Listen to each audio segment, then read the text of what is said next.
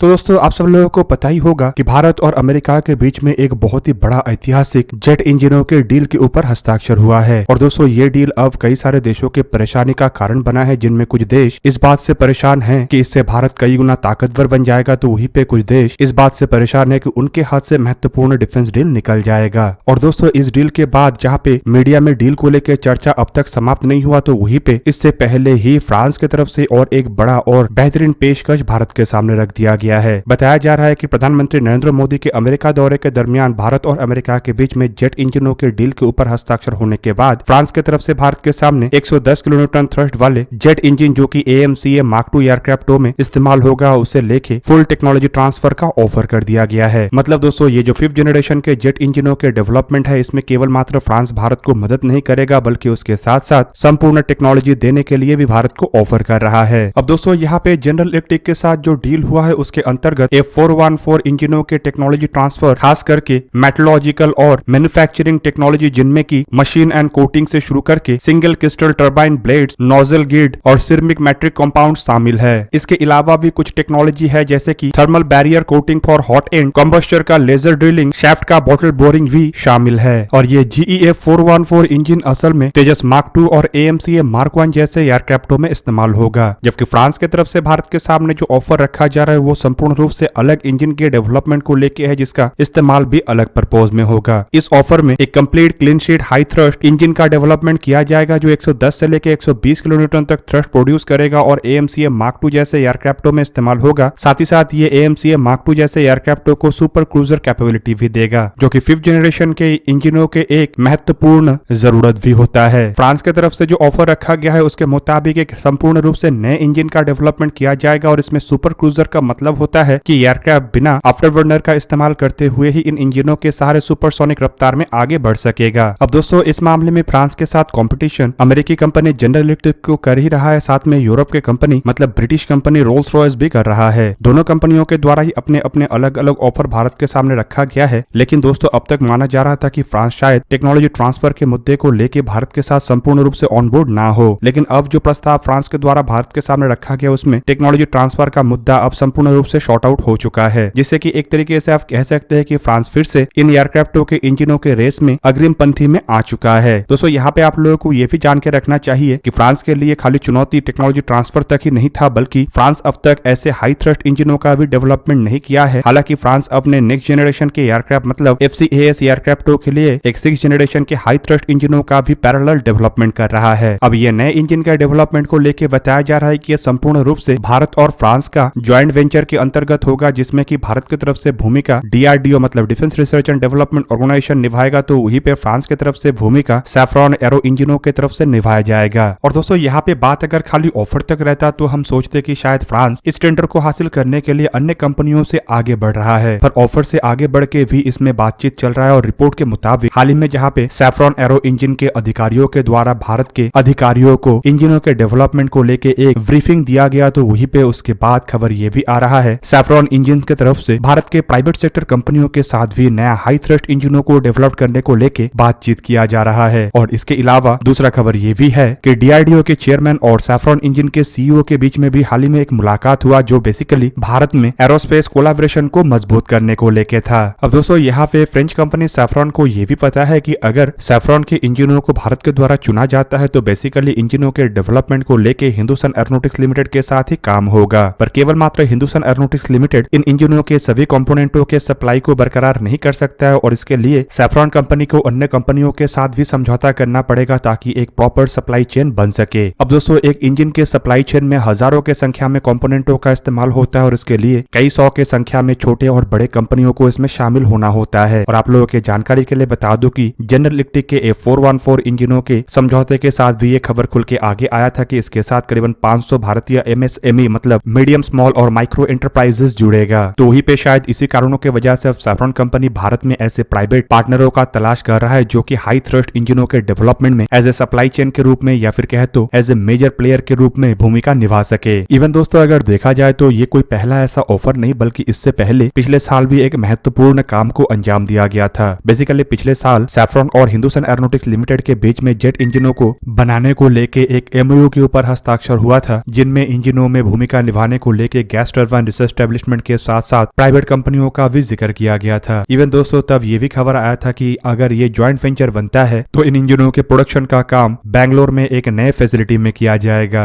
अब दोस्तों सैफ्रॉन की तरफ से तब ये भी साफ किया गया था कि बेसिकली एक 110 से 120 किलोमीटर तक थ्रस्ट को जनरेट करने वाले इंजनों को डेवलप किया जाएगा, जिसके स्केल को अगर बढ़ाया जाता है तो ये अतिरिक्त और 10 से 15 किलोमीटर तक थ्रस्ट जनरेट कर सकेगा, जिसका मतलब ये है कि इसके 130 किलोन्यूटन थ्रस्ट वाले वेरिएंट के डेवलपमेंट का भी संभावनाएं हैं। अब दोस्तों 130 किलोन्यूटन थ्रस्ट वाले अगर इंजनों का डेवलपमेंट हो सकता है तो ये एक तरीके से भारत के लिए और भी बेहतरीन होगा, क्योंकि इसके बाद अगर कोई heavy weight twin engine jet का डेवलपमेंट किया जाता है या मीडियम क्लास के कोई और सिंगल इंजन जेट का डेवलपमेंट किया जाता है तो इस तरीके के इंजनों का उपयोग हो सकेगा। रिपोर्ट के मुताबिक तब ये भी खबर आया था कि इंजनों के कोर डेवलपमेंट में Indian technology based wet section मतलब आफ्टर बर्नर सेक्शन का जहां पे इस्तेमाल होगा तो वहीं पे इसके जो ड्राई सेक्शन है वो असल में M88 इंजनों के बेस पे होगा। अब दोस्तों यहाँ पे M88 इंजन असल में उतने अधिक थ्रस्ट वाले इंजन नहीं है जिसके कोर का इस्तेमाल आसानी से 110 किलोन्यूटन थ्रस्ट वाले इंजनों के डेवलपमेंट में किया जा सके, क्योंकि M88 इंजन की अधिकतम थ्रस्ट कैपेबिलिटी 73 किलोन्यूटन तक है। हालांकि दोस्तों इन इंजनों के बेस पे फ्रांस के द्वारा कुछ और वेरिएंटों को भी बनाने का इरादा बनाया गया था, जिनमें M88-3 80 से 93 किलोन्यूटन थ्रस्ट वाला इंजन, जबकि M88-4 95 से 105 किलोन्यूटन थ्रस्ट वाला इंजन है। इसमें M88 पैक CGP मतलब M88-4E इंजनों का भी जिक्र किया था, जो कि एक और आधुनिक इंजन होगा, जबकि M123 एक ऐसा इंजन है जिसे बेसिकली टर्बोफैन एयरक्राफ्ट मतलब बड़े आकार के ट्रांसपोर्ट एयरक्राफ्टों के लिए डेवलप किया जाना था। इसके एक M138 इंजनों का भी प्रपोजल रखा गया था, जो बेसिकली A400M जैसे एयरक्राफ्टों के टर्बोप्रॉप इंजनों के लिए था। अब दोस्तों इससे तो एक बात साफ हो जाता है कि M88 इंजनों के पास ऑप्शन है कि इन इंजनों को एक हाई थ्रस्ट इंजनों में परिवर्तन किया जाए, लेकिन भारत को असल में एक 6th जनरेशन का इंजनों का जरूरत है। मतलब अगर आज से 35 से 40 साल पहले डेवलप किया हुआ इंजनों के बेस पे नए इंजन बनता है तो क्या ये भारत की आवश्यकताओं को पूरा कर सकता है? यहाँ पे दोस्तों यही सैफ्रॉन के लिए सबसे बड़ा चुनौती है, क्योंकि ना सैफ्रॉन अब तक कोई हाई थ्रस्ट इंजनों को डेवलप किया है और ना ही इतने पुराने इंजनों का इस्तेमाल करके भारत की आवश्यकताओं को उतना आसानी से पूरा करना संभव है। बेसिकली अन्य कंपनियों के द्वारा भारत के सामने जिन ऑफरों को रखा गया है उनमें रोल्स रॉयस कंपनी का ऑफर सबसे बेहतरीन ऑफरों में से एक है, क्योंकि यहाँ पे बताया जा रहा है कि खाली हाई थ्रस्ट इंजन नहीं बल्कि एक संपूर्ण नए इंजनों का डेवलप करने को लेके रोल्स रॉयस की तरफ से ऑफर रखा गया है। ऊपर से रोल्स रॉयस के पास ऐसे हाई थ्रस्ट इंजनों को डेवलप करने का एक्सपीरियंस भी है और रोल्स रॉयस 6th जनरेशन के इंजनों का भी डेवलपमेंट कर रहा है। दूसरी तरफ रोल्स रॉयस के द्वारा भारत के साथ संपूर्ण technology transfer, intellectual property right sharing और एक्सपोर्ट राइट शेयरिंग का भी बात कहा गया है, जिससे कि ऐसे डील में रोल्स रॉयस का पकड़ फिलहाल सबसे मजबूत है और अमेरिका F414 इंजनों को भारत में प्रोड्यूस करके अपने पकड़ को भी मजबूत किया है। कुल मिला के दोस्तों सैफ्रॉन कंपनी की तरफ से लगातार प्रयास किया जा रहा है कि कैसे भारत के नेक्स्ट इंजनों के डील को हासिल किया जा सके, और मेरा मानना यह है कि फिलहाल सैफ्रॉन कंपनी भारत के सामने कुछ ऐसे ऑफरों को भी रखने को लेकर तैयारी कर रहा होगा जो शायद इन कंपनियों के द्वारा भारत के सामने रखना इतना आसान ना हो। और दोस्तों सैफ्रॉन कंपनी के लिए यह महत्वपूर्ण इसीलिए भी है क्योंकि अगर जेट इंजनों के डेवलपमेंट को लेकर सैफ्रॉन कंपनी को सफलता मिलता है तो MMRCA मतलब 114 फाइटर एयरक्राफ्टों के टेंडर में भी राफेल एयरक्राफ्टों के मजबूती बढ़ेगा। ऊपर से दोस्तों अगर राफेल एयरक्राफ्ट भारत के द्वारा खरीदा जाता है तो शायद मेरा मानना यह भी है कि इन एयरक्राफ्टों के इंजनों को भी F414 इंजनों के जैसे भारत में प्रोड्यूस किया जा सकता है, जिससे कि सैफ्रॉन के 110 किलोन्यूटन थ्रस्ट वाले इंजनों के डेवलपमेंट में दावेदारी और मजबूत हो सकेगा। तो दोस्तों आप लोगों को क्या लगता है कि नेक्स्ट जेट इंजन भारत कौन से कंपनी के साथ मिलकर बना सकता है, मतलब रोल्स रॉयस, सैफ्रॉन या जनरल इलेक्ट्रिक? कमेंट करके अवश्य बताइए। दोस्तों आज का वीडियो यहीं पे ही करते समाप्त, किसी और एक दिन किसी और एक वीडियो में मिलेंगे, तब तक के लिए जय हिंद, वंदे मातरम।